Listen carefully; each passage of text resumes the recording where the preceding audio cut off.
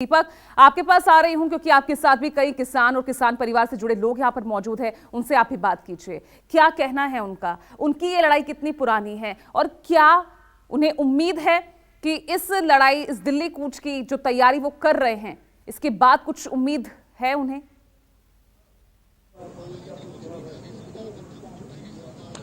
जी बुजुर्ग माता जी, हम उन्हीं से शुरुआत करते हैं बातचीत की। माता जी, आप कितने दिन से इस पूरे आंदोलन से जुड़ी और इतनी ठंड है, आप 2 महीना है जाऊंगे, इतनी ठंड है तब भी आप क्या कुछ मांग है आपकी कुछ क्या हमारे मुआवजा मिल जाए। इन्होंने आधे को तो नौकरी लगा दी, आधे को लगाई ना, आधे को मुआवजा दे दियो 2.5% को और हमको दियो 3 रुपया गज को।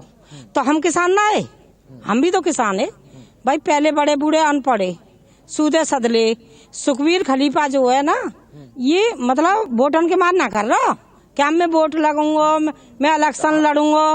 आप लोग संसद का कूच करेंगी, संसद जाना चाहती हैं, अपनी आवाज उठाना चाहती हैं। 2 महीने से क्या प्रशासन, सांसद, विधायक कोई सुना आपका? अथॉरिटी के लोगों ने आपकी आवाज सुनी? बिल्कुल ना सुनी।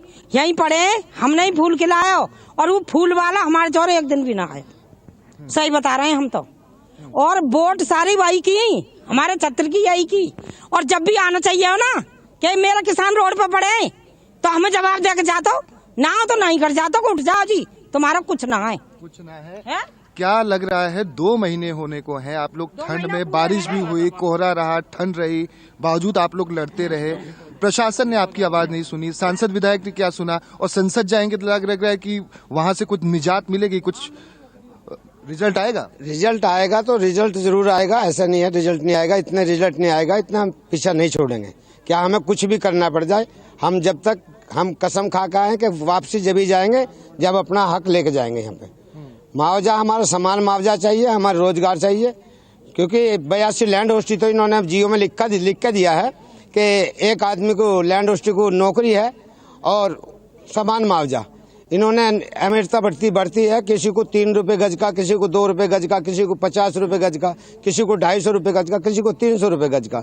तो प्लांट में जमीन तो एक ही प्लांट में गई है। ये तो है नहीं कि कहीं भाई इन्होंने धनिया बो रखा हो, कहीं गेहूं बो रखे हो। बात तो एक ही है, प्लांट ही है, प्रोजेक्ट बना उसमें, तो जमीन तो सभी की समान है ना। वो तो समान मुआवजा देना चाहिए ना। क्योंकि हमारे जो सांसद है महेश शर्मा जी, उनको भी हमने बनाया, तो पब्लिक आम जनता ने बनाया। किसान जी है, धरती के अन्न उगा कर देते हैं, इनको पेट भर रहे हैं। तो महेश शर्मा साहब तो अभी कुछ दिन पहले ही आप लोग के साथ बैठक किए थे, बोले थे इसका निवारण करेंगे, समस्या है, वो समस्या को समझ रहे हैं, तो निवारण क्यों नहीं हो पा रहा है? वो निवारण कुछ नहीं करेंगे, वो झूठा आश्वासन देते हैं बस। तेजपाल नागर ये कहता कि भाई हम नाक कटा देंगे अगर ये अपना और हक ले लें। जो विधायक है हमारे यहाँ का तेजपाल नागर, ये कहता कि हम नाक कटा लेंगे अगर वो हक ले लें तो। और हम कह रहे हैं कि उसको, वो तो नाक की बात है, हम गर्दन भी उठा देंगे। अभी तो गुरुजी का आदेश नहीं है। सरकार ने कहा था किसानों की आय दोगुनी होगी, किसान फलेंगे फूलेंगे और सक्षम बनेंगे, उनके बच्चे भी सक्षम बनेंगे। तो आपके युवा तो आपके साथ धरने पर दे रहे हैं, न नौकरी पे जा रहे हैं, न पढ़ाई पे जा रहे हैं। तो ये स्थिति कब तक रहेगी? और क्या लग रहा है किसानों की स्थिति कुछ सुधरी है या बिगड़ती ही जा रही है? आप 100 गाँव के किसान आज जाने वाले हैं वहाँ पर। दिख तो रहा है कितना फल रहे हैं। जो पढ़े लिखे युवा वो तो रोड पर पड़े हैं।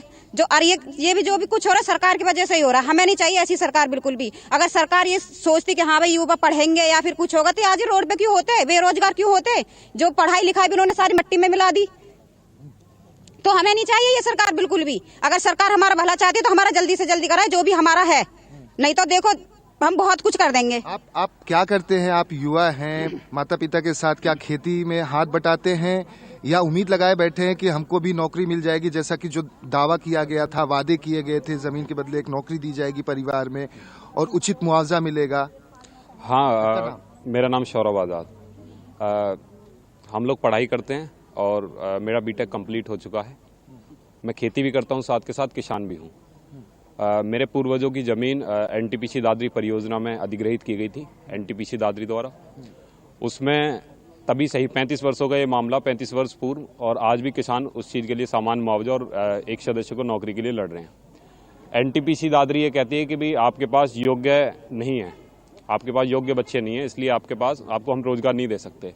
मैं बीटेक क्वालिफाइड हूँ, मेरे पास योग्यता है, तो क्या मेरे लिए रोजगार नहीं है? आज मेरे जैसे तमाम युवा इस क्षेत्र में, एनटीपीसी दादरी के 24 गाँवों में तमाम युवा बेरोजगार घूम रहे हैं। एनटीपीसी दादरी द्वारा कोई व्यवस्था नहीं की है। वहाँ पे बीमारियों से बुरा हाल है। हेपेटाइटिस, कैंसर, पीलिया, अस्थमा, तमाम तरह के रोगों से पूरा क्षेत्र घिर चुका है। वहाँ पर पानी दूषित हो चुका है। लेकिन एनटीपीसी दादरी और यहाँ के तमाम विधायक, क्षेत्र के तीनों विधायक, सांसद सभी आंख बंद करके बैठे हैं। सरकार आंख बंद करके बैठी है। तो बड़ी विपदाओं के साथ, बड़ी मुसीबत में, बड़ी गरीबी के साथ हम लोग टाइम काट रहे हैं। और माताओं बहनों के साथ आप यहाँ पर आए हुए हैं।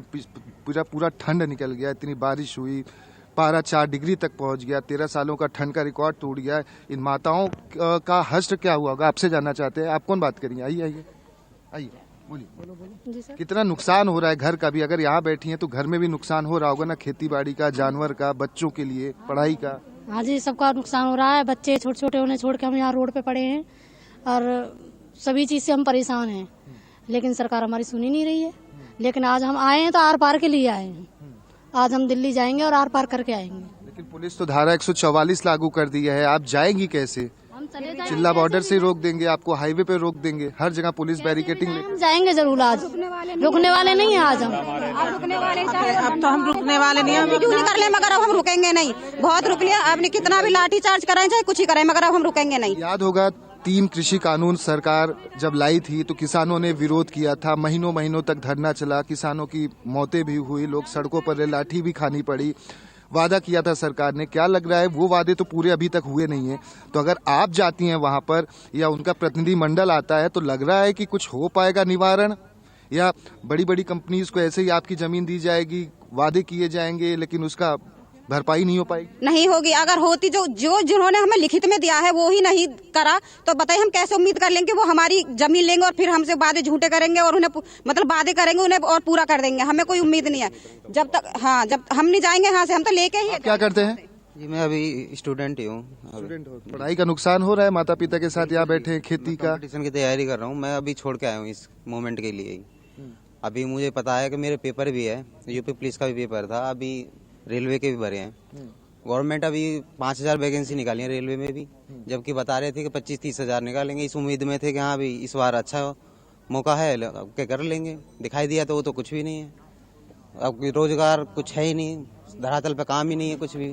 कितना खेत है आपके पास? और एक सामान्य जो किसान है उसे परिवार पालना, बच्चों को पढ़ाना इस वक्त कितना मुश्किल है? सरकार तो कहती है किसान की आय दोगुनी, फल फूल रहा है किसान, बहुत ही समृद्ध हो रहा है किसान। तो क्या स्थिति है वाकई जमीन पर? आप भी किसान के बेटे हैं, आप घर में क्या देखते हैं? पिताजी कटौती करते हैं आपकी फीस में, पढ़ाई में, खर्चे में? जी मैं बताना चाहूँगा, अभी जो है फिलहाल में हमारे पास में कोई ज़मीन नहीं है। जो ज़मीन थी वो एनटीपीसी द्वारा अधिग्रहित कर ली गई है। अभी जो प्रेजेंट टाइम में है, हमारे माँ बाप 4 बच्चे हैं, चारों बच्चों को पढ़ाने के लिए सब्जी का काम करते हैं, इतना पेट काट काट कर पढ़ा रहे हैं। हमें पता है कहाँ वो किस तरीके से पढ़ा रहे हैं। वो भी हम सही आसरा लगाए बैठे हैं कि हाँ भी हम कुछ करेंगे, हमें रोजगार मिलेगा। रोजगार कहाँ से? एनटीपीसी हमें बीमारियाँ दे रही है। हम रोजाना किसी न किसी का हेपेटाइटिस है, कभी किसी का अस्थमा है, पास में ये इतनी बीमारियां नजदीक में होती जा रही हैं। परिवार तो खत्म ही हो गया था ऊंचे गाँव में। ठीक है दीपक, आप बने रहिएगा और साथ में देखिए तस्वीरें भी दिखा रहे हैं, क्योंकि नोएडा में धारा 144 लागू की गई है। वो तस्वीरें भी आपकी टीवी स्क्रीन पर है।